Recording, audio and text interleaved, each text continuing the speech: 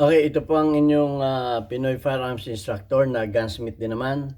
At bago tayo magpatuloy ay gusto ko lang munang basahin ang ating content mula sa katanungan ni Kevin Pascual. Ang sabi niya ay, ano po ang masasabi ninyo po kay General Torre pag may lisensya daw po, let them go daw po. Okay. So, re-reaction na natin ito at wala naman tayong kontra kay General Torre dahil gusto talaga natin. Yan ang isang gusto ko talaga at yan ang maraming gusto ng mga gun enthusiast. So, re-reaction na natin yan at bago yan ay gusto ko lang muna kayong pasalamatan dahil sa inyong pag-share ng ating mga videos dahil tayo umabot na sa mahigit na 45,500 plus na mga subscribers. Lalo tigit maraming salamat doon sa mga hindi nag-skip ng ads dahil nakatulong kayo para tumaas ang ating revenues at ang ating kita sa YouTube channel ay tinutulong natin doon sa 6 na estudyante na ating mga beneficiaries na tinutulungan natin sa pag-aaral. At maraming salamat lalo tigit doon sa mga doon sa mga nagpadala dito sa ating GCash number. Huwag po ninyo tawagan yung GCash number na yan dahil yan po ay anak ko, ang ating tresurera.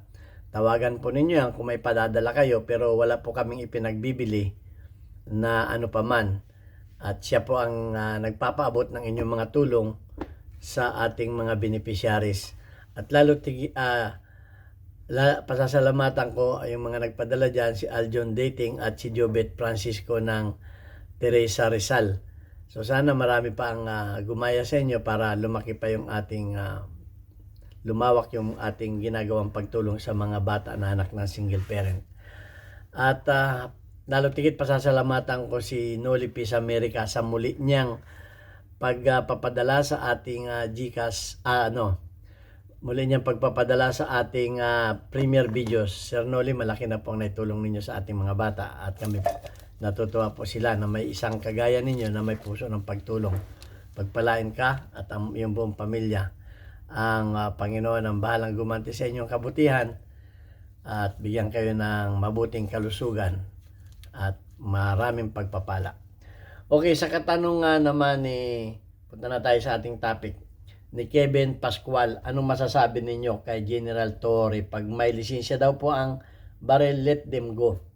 So, gusto ko yung sinabi ni General Torre actually dahil tayo lamang yata ang bansa na kinakailangan may lisensya na nga, kinakailangan pang itago yung baril sa bahay. Parang hindi nga ako conforme dun binigyan ka ng lisensya, hindi mo rin madadala-dala, itatago mo rin sa bahay. So, parang unfair talaga yung batas natin. Hindi ka mukha sa ibang bansa. Wala tayong magagawa, yun ang batas natin kaya dapat tayong sumunod. Kaya gusto ko yung sinabi ni General Torre. Pero hindi naman pwede na sinabi lang ni General Torre ay susundin na natin. Dahil alam naman natin ang batas sa Pilipinas ay may proseso yan. Yan ay pwedeng gumawa ng amendment ang House of Representative, dalawa lamang ang pwedeng gumawa niyan, House of Representative at Congress ang pwedeng mag-amend ng ating batas. Wala pa namang amendment. Kumbaga kung ating uunawain yung sinabi ni Torre, let them go. Parang pinapakiusap niya dun sa mga magagawa ng batas na payagan na natin. Yun ang pagkakaunawa ko dyan. Disclaimer, hindi po tayo abogado. Pero ako lamang po ay nagbibigay ng advice sa ating mga viewers. Baka tayo ay biglang maniwala at tayo nga ay may lisensya ang baril ay merong maglakas ng loob na sa atin na magdala-dala ng baril at kakatuwiran natin ay sabi ni General Torre, kahit nga presidente hindi naman presidente, kahit pa presidente ang nagsabi niyan, kinakailangan pang isulat sa batas yan ang mga amendment na yan. At yan ay gagawa pa ng tinatawag na IRR, Implementing Rules and Regulation. Paano ba yung paano pagdadala niyan? Yan ba yun nga ang batas na may amendment na yung wala pa lang implementing rules and regulation. Pinirmahan na ng ating Pangulo yung pwede na tayong mag-carry pwede na tayong mag-carry ng baril na nakatak sa ating katawan, yung wala na sa bag. Hindi pa nga nagagawa ng implementing rules and regulation, pero may pirma na. Iniintay pa natin yung para ipatupad. At saka yung may mga batas na tayong binago sa mga baril na pwede na tayong mag-acquire ng 5,000 na bala. Dati ay 500 lang o ginawa ng 5,000. So hindi pa nagagawa ng implementing rules and regulation. Dapat yan ay from the Senate o from the House, ipapasa yan, may mga reading ba yan, may mga ikatatlong reading, ikadalawang reading, tapos yan ay sa Pangulo, pipirman yan. Yan ang pagkaalam ko ha, correct me if I'm wrong, yan ang pagkakaalam ko sa pagkagawa ng batas. Tapos aamyendahan yan, at pag yan ay pinirmahan ng Pangulo, yan nagagawa na ng implementing rules and regulation. Ayun sabi ni Torre ay parang pakiusap lang pakiusap pa lang na dun sa mga gagawa ng gawa na ninyo ng parang ang pakaintindi ko diyan ito ay sa akin lang. Ang pakaintindi ko diyan, sinasabi niya na let them go. Hayaan na natin silang magdala ng baril na may license. Yun ang pakaintindi ko sasabi. Dahil parang pabor siya sa ating kagustuhan. So hindi ko mo sinabi ni Torre ni General Torre na let them go, sige sabi ni Torre, pwede na, magdala-dala na tayo. Okay, mayroong nag sa atin na naman may mga nag-comment na naman na pag daw yung lisensyadong baril ay hindi nahuli pag daw nahuli sa labas ng bahay at dala-dala mo ay hindi ka daw makukulong. O may nagsabi na, yan linaw po ng batas, ilang beses ko nang itinapik yan, may pagkakulong, may pagmulta. 6 months. 6 months yan, ay pwede pa 6 months hanggang 6 year. O pwede kang makulong yan. So, pwede pang maging 12 years kung depende sa baril na dala mo. So, hindi po dapat tayo basta maniniwala doon sa mga narinig lang natin sa balita, sa mga interview. Ayun na. Tingnan natin kung yan ay may nabasa na tayo ba sa batas. Kung may nabasa na tayo sa batas at yan ay pirmado na ni Presidente, ayun po pwede na natin gawin yan. Pero sa ngayon, hanggat wala pa tayong nababasa, ay wag muna tayong magdala ng mga lisensyadong baril sa labas ng bahay. Yan ang aking advice. Kasi nga, alimbawa na, sinabi na ni Torre na hindi uhulihin. Pwede naman siyang pwede naman siyang dahil siya ang chief PNP, sabi niya sa mga pulis, huwag ninyong uhulihin ang mga may lisensyadong baril. Pwede siyang mag-utos yan. Siya ang hipi ng hipi ng mga kapulisan ay, that's my order. O, kita ninyo nga, pag sinabi niyang, di ba, sinabi niya nung si Presidente Duterte ay isasakay na doon sa aeroplano papunta sa daig. Ano sabi niya? That's my order. O sunod sa kanya yung mga tao niya. That's my order. Pwede siyang gumawa noon dahil siya ang commander ng mga pulis. Pero anong nangyari? Ay kinakasuhan siya ngayon. Dahil may batas pa, may mas mataas pa, ang sabi nga ay no one is above the law. Pwede niyang yun. Halimbawa, wag ninyong sasabihin niya sa mga pulis, wag ninyong hulihin. Di pag nag-checkpoint, order niya yun wag daw hulihin. Ang problema nito yung nagamit mo ngayon sa crime. Pag nagamit mo ngayon sa crime, di dadaling ka na ngayon sa husgado. Hahanapan ngayon ng permit to carry yan. Sino ang masusunod ngayon? Si Torre o yung husgado, yung batas? Siyempre mananaig dyan yung batas, kung ano yung batas. Okay lang, hindi ka mahuli, hindi ka huli ng mga tauhan ni General Torre dahil in-order niya yan parang yung experience ko sa aming bayan, in-order nung hippie sa amin na pwede kaming magdala ng baril sa loob ng kanyang sa kanyang nasasakupan, pero hindi niya sakop yung ibang bayan. In-orderan niya kami dahil noon ay matindi noon ang NPA. Matindi ang NPA noon sa aming bayan noon. May mga detachment na pinapasok. Kaming mga kaming mga shooters lang, mga membro na shooters. In-orderan niya ang mga kapulisan na huwag ninyong uhulihin basta't hindi gumagawa ng labag sa batas. Okay? Pag gumawa ng labag sa batas, hulihin ninyo. Pero kung yung dala-dala lamang, mga checkpoint, papunta sa range, hindi kami hulihin. Pero once na yung baril namin ay nagamit namin, ay meron ng paglilitis ang ang husgado ron. So ibang usapan na yon. So yung sinabi ni Torre, pwedeng hindi niya ipahuli. Hindi niya ipahuli. Pero pagka ikaw ay nakagawa ng labag sa batas, ay halimbawa may tinutukan ka, ay nagreklamo ngayon sa iyo yung tinutukan mo. Ngayon ay hahanapan na ngayon ng permit to carry yan, yung baril mo na yan at nadala na sa husgado yan. Hanapin na, pagdating sa husgado, hanapin na sa iyo ang permit to carry. Pagdating sa mga pulis, hindi na kailangan ng permit to carry dahil order ng kanilang Pero pagdating sa husgado, ay batas pa rin ang mananagot yan. Kaya mag-iingat tayo.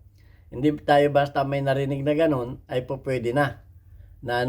At saka, tingin ko dun sa sinabi ni Torre na let them go, ay parang pinaparinggan niya yung mga mambabatas na gumawa na kayo ng batas na ganun. So, yun ang aking pagkaintindi dyan. Awan ko kung anong pagkaintindi ninyo. So, kanya-kanya tayo ng opinion ninyo yan, opinion ko to.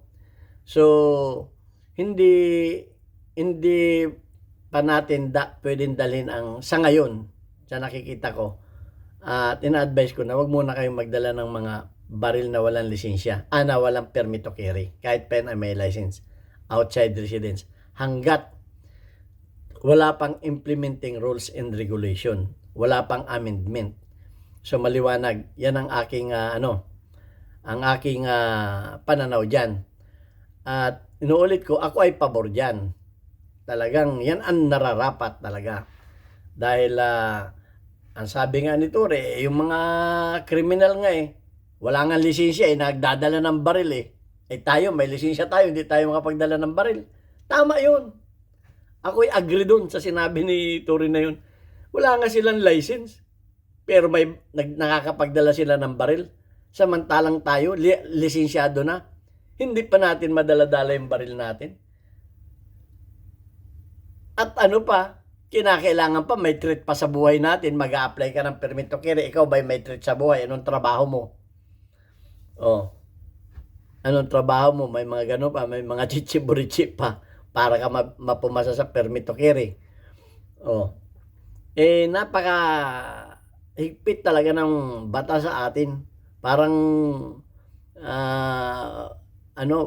parang sa pabor lamang sa mga kriminal. Ang kriminal, hindi naman sila hindi naman buti ba sana kung nahuhuli nila ang hirap pa pag nahuli nila yung kriminal, ay makakapagpiyansa pa. Kita mo yung ibang kriminal, ay tatlo na ang kaso. Nakapagpiyansa, gumawa na naman, nakapagpiyansa. Nakakagawa pa ng kaya yung ibang nahuli may standing warrant pa. 3 ang warrant. Paano nakakapagpiyansa? Tapos pag nakapagpiyansa, gagawa na naman. Dito sa sa Middle East, pag may kasalanan ka, shoot ka agad sa banga. Ang dali ng Kita mo dito, pinupuri ko ang bansang Middle East. Isa na itong Kuwait. Dito, maglakad ka sa ating gabi, walang hold up sa iyo kahit sa madilim. Wala dito talagang wala kang mababalitaan dito ng mga na-rapist. Wala. Bitay agad. Wala kang mababalitaan dito ng mga bangko na pinasok. Sabi ko nga, ang mga bangko dito, ang mga security guard, taga-bukas lang ng pinto, mga wala ngang batuta, taga-bukas lang ng pinto ng bangko. Walang baril. Ay bakit dito walang mga bank robbers? Bakit dito mga walang holdupper? Bakit wala dito mga karnapper? Ay pag dito ka gumawa ano na wala pang isang linggo ikaw na nabitay ka na.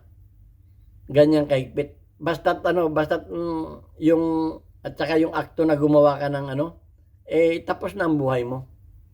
Ganon kahigpit ang pagpapatupad ng batas dito. Kaya dito ay yung mga ganon na krimen, yung mga tungkol sa pagnanakaw,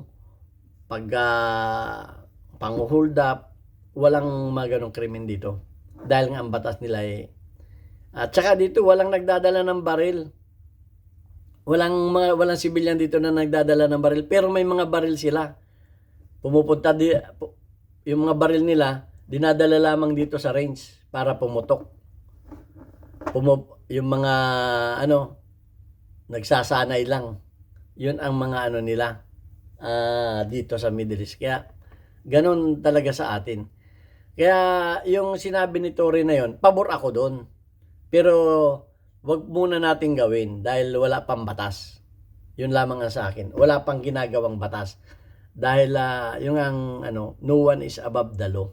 Kahit pa sinabi niya yan, hipi siya ng kapulisan, dyan si PNP natin ngayon, pero wala pang ginagawang batas tungkol dyan na sa mga permit to carry. Okay, so yung nagsabi na hindi makukulong, may nag-comment sa akin yan, ayoko na lang banggitin ang pangalan dahil ang dami ko nang nagawang video niyan na hindi makukulong, basahin muna ninyong mabuti ang batas.